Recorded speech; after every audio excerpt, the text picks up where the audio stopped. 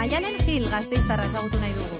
Hainbat dira Mexikon martxan dituen proiektuak. Artean, Alo, zeramika tailerra. Laura kidearekin batera ireki zuen. Noiz eta pandemia bete-betean zela.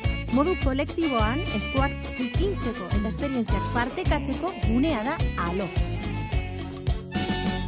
Kaixo, Maialen eta Laura. Laura. Bueno, ni leire naiz. Ze polita, hemen zezan behar da, kaixo izan beharrean, Alo. Zergatik jarri diozu, Alo izena? Bueno, Alo Latinoamerikan asko erabiltzen den erantzuna da, Alo esaten da, ez? Orduan guretzat horrek esan nahi du, etor zaitez, hurbildu zaitez eta dei hori egitearen. Laura, estás con las manos manchadas totalmente. Zer egiten duzu hemen, ¿qué hacéis? Bueno, hau gure espazio, taller, komunitatea da zeramikaren bitartez, produktuak lantzea, eta orduan diseinuak egiten ditugu. Bilatu nahi duguna, benetan funtzionalak, erabilterrazak eta eskuragarriak izango diren produktuak eskaintzea. Zer nolako ikasleak izaten dituzue hemen? Ikasle gazteenak 4 urte ditu eta zaharrenak 80. Orduan esan dezagun, nahi duguna da azkenean espazio bat, sormena, eta benetan kontsumo ereduak birplanteatzeko espazio bat. Bueno, zeramikak badaukan zeo-zer hori da, irauteko produktuak izan ohi direla, ondo egin ezkero. Irauteko eta gainera pazientziaz, egin behar diren produktuak. Hori da. Odan, hemen sortzen duzu ez, zarea, nola baitez? Aitzakia bat. Aitzakia bat.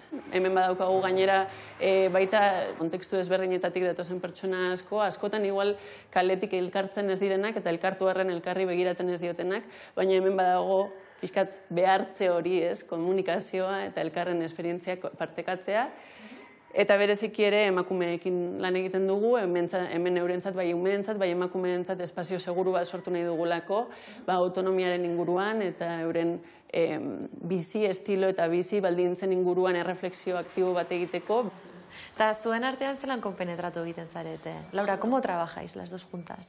Pues muy bien, fue como por suerte, porque yo antes estaba buscando a alguien con quien trabajar porque pues me faltaba la parte de diseño que ella tiene. Entonces, hablando un día, así cenando, salió la idea y sí, lo hicimos y aquí estamos. ¿Es fácil conseguir un local así?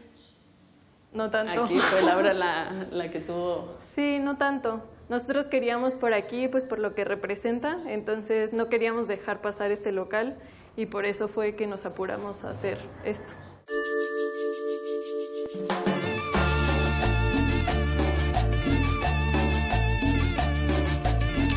Maialen, noiz etorri zinen, Mexikora? Duela 5 urte eta 4 hilabete. Bidaiatu zara, ona llegatu aurretik ere desente, ez? Bai, bueno, Mexikon bizi aurretik, Indian bizi izan nintzen 3 urtez.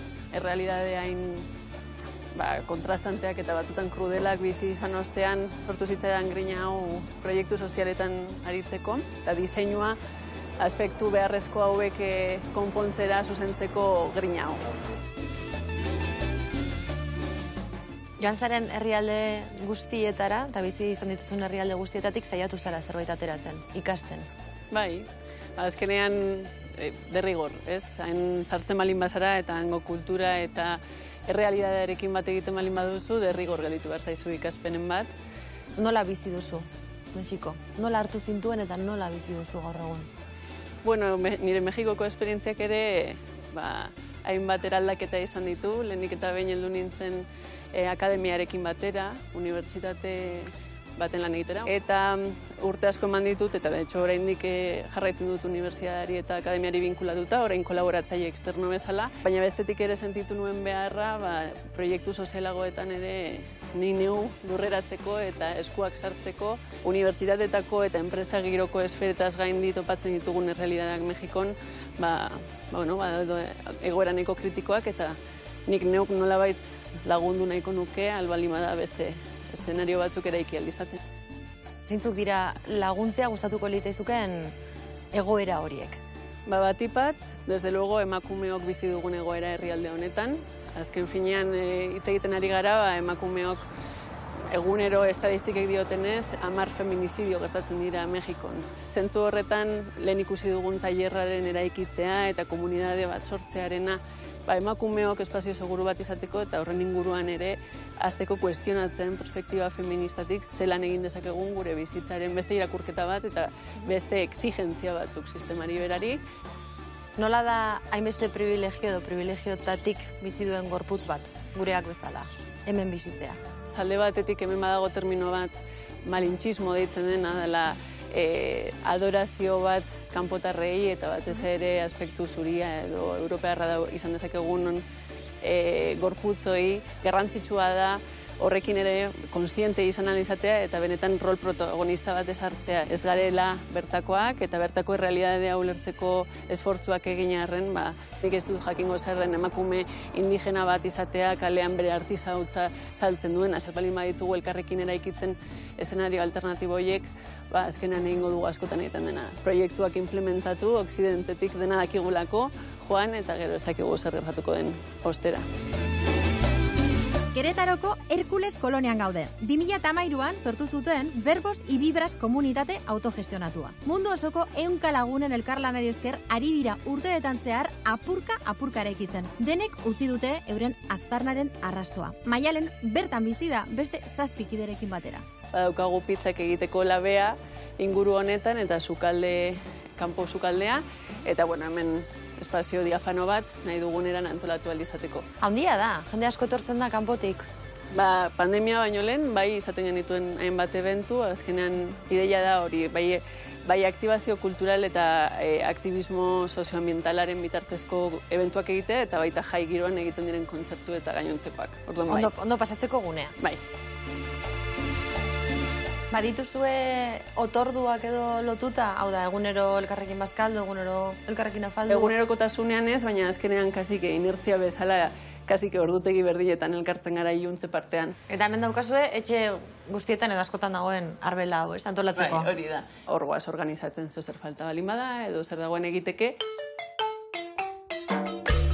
Hemen goiko partean ditugu, pasa dugun pasillo honetan zehar ikusi ditzakegu gelen kanpoko parteak, komunitarioa, eta gozada bat den pasillo hau, egia esan goizetan irten eta berde hau izatea. Hemen adibidez ikusten dugun deposito honen helburua da, laster euri ura jasotzeko sistema instalatzea gaude, aspektu horretan ere uraren autonomia izan izateko. Eta, hemen atzeko... Hemen ezin delako iturriko ura kontsumitu eta...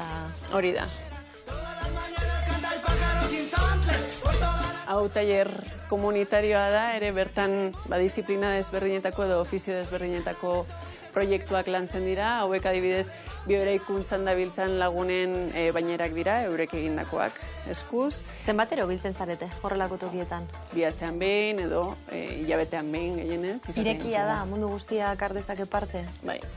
Eta nola gonbidatzen duzue jendea? Hau da, zein kanaletatik heltzen zarete? Sare sozialen bitartez, edo inguruko auzo kideekin ditugun erlazioekin, hau, azkenean dana jakiten da, oraindik herri giroa daukan leku gutxienetako bat delako hirian. Eta hemen goiko partean daukaguna da areto moduko bat, yoga egiteko sortu zena, areto multiusos bat bezala gelditu zaigu. Hau justo gainera berezitasunak baditu, bioeraikuntzarekin sortua delako, adibidez teknika hau bajareke deitzen den teknika da. Bajareke? Bai. Kasu honetan tartekatuak dituena kristalak, bai? Hori da. Izan ziteken beste dozin gauza? Bai, kasu honetan botila birziklatuak ibiltzea erabaki zen, azkenean estetikaki ere efektua lortzeko. Hemen bizizareten pertsonen artean, zeintzuk dira zuen perfilak? Ofizio desberdinak ditugu, badaukagu zurgin bat, bereziki skate egiteko taulak egiten dituena, baina beste produktu batzuk ere garatzen dituena. Baditugu bioeraikuntzan espezializatutako 2, badaukagu audiovisualetan eta dokumentagintzan ibiltzen diren beste 2, muralismoan ibiltzen den beste kide bat, garagardo artesanala egiten duen beste kide bat, eta ni neu. Ni naiz kanpotar bakarra, besteak hemen mexikarrak dira. Duela gutxi ere etorri zaizkigunean, Kanadatik, Frantziatik, Estatu Batuetatik.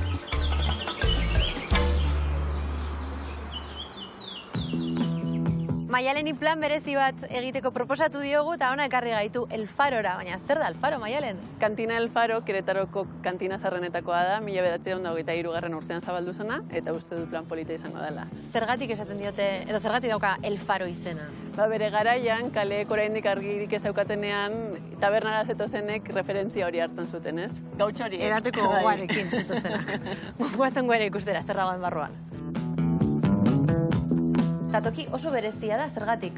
Bueno, taberna honen historia berezia da, bere garaian, jabea hil zenean, bere alabek hartu zuten funtzioa, eta oso berezia izan zen, azkenan garai hortan, kantinetan emakumeen presentzia guztiz debekatuta zegoen, lortu zuten jende guztiaren errespetua eta jarraitu du orain arte. Onaino etorrita zer egin behar dugu, ez bada etxeko gauzarik bereziena probatu. Esto se llama prodigiosa. Es prodigiosa. Es una chelita para acompañarla. Vale. Pues un poco amarga. Es calientita Sí. y te aliviana. Pero después de 3 ya... Se acaba el plan. Agur. Ajá. Muy bien. ¿Y por qué? ¿Por qué se acompaña de cerveza o de chela? Ahorita que lo pruebes vas a ver por qué. Vale. Sí calienta, sí calienta. Exacto. Se nota ahí... Por eso es la chelita para... Vale, esto es para bajar el como un calentorro, chaser. ¿no? Vale, Ajá. vale. Bueno, badakizue, Keretarora etortzen baldin bazarete, etorri bazaretera El Faro kantinara, tamen La Prodigiosa era, no? La Prodigiosa. La Prodigiosa probatu.